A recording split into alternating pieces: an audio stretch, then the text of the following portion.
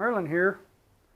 Well, of course this isn't totally how it's going to fit in here, but it kind of gives you an idea of how the BMW engine is going to sit. It'll probably be sitting a bit lower, and I'll probably have to be removing the transmission and cutting that out to where it'll sit down lower. But there it is. There's the engine.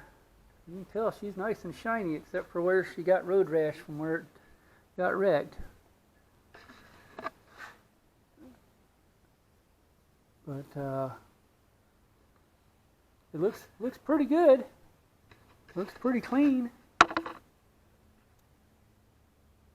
don't see anything that looks bad or anything.